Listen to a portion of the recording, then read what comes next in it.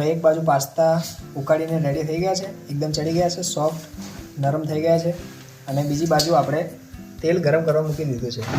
હવે તેલ આવવાની તૈયારીમાં છે. તો તેલ આવવા માટે આપણે રાઈથી થોડું ચેક કરી લઈશું. હા, જો તેલ આવી ગયું છે, રાઈ ઉકળવા માંડી છે. પહેલાં નાખશું રાઈ, થોડી હિંગ સ્વાદ અનુસાર. પછી આપણે કાપેલા બટેકા પહેલાં બટેકા નાખવાના, જેથી બટેકા થોડા વધારે ચડી જાય. પછી આવશે ડુંગળી, મરચાં અને ટામેટાં. બટેકા જ્યાં સુધી થોડા કાચા હોય ત્યારે પછી આપણે ડુંગળી નાખી દેવાની, કારણ કે ડુંગળી ચડે ત્યાં સુધી બટેકા ચડવાના જ છે. હવે જ્યારે ડુંગળી થોડી લાલાશ પડતી થાય અને થોડી ચરમાઈ જાય પછી આપણે ટામેટાં નાખી દેવાના. ટામેટાં નાખ્યા પછી થોડું મિક્સ કરજો. ગેસને ધીમી આંચ પર કરી સૌ પ્રથમ મરચું તમારા સ્વાદ અનુસાર, હળદર અને સ્વાદ અનુસાર મીઠું.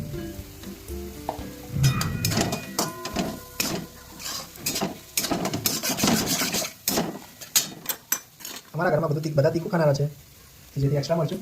તમારામાં તાકાત હોય બધું નાખવું. પછી મેં લીધો છે પાસ્તાનો મસાલો, જે પાસ્તા સાથે આવેલો છે.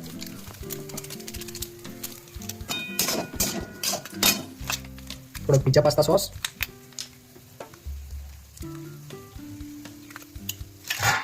અને થોડોક મેયોનીઝ.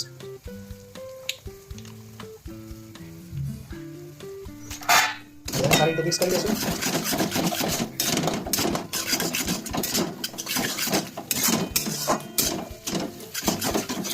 પછી આપણે ઉકાળેલા પાસ્તા ફાઇનલી એડ કરી દઈશું.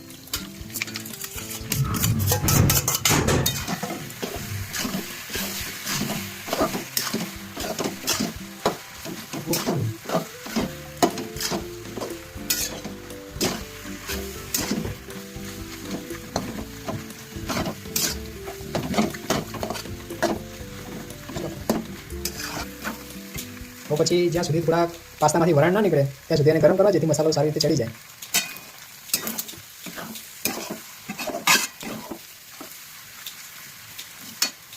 હવે આપણા પાસ્તા એકદમ રેડી થઈ ગયા લાગે છે. તો ચાલો ડીશમાં સર્વ કરીએ અને ટેસ્ટ બતાવીએ. ચાલો આપણા પાસ્તા રેડી થઈ ગયા છે, ડીશમાં સર્વ કરી લીધા છે. ચાલો ટેસ્ટ કરીએ. તમે બી ઘરે બનાવો, ટેસ્ટ કરો. ટેસ્ટ નહીં, હું તો બહુ ખાઓ જ, મજા આવશે. આ ખુદની રેસીપી છે, આવી માર્કેટમાં નહીં મળે ક્યાંય. હા હા હા, શું બન્યા છે. ચાલો મને તો ભૂખ લાગી ગઈ. હવે તમે બી બનાવો, ખાઓ, લાઈક કરો, શેર કરો, સબસ્ક્રાઈબ કરો. જય માતાજી.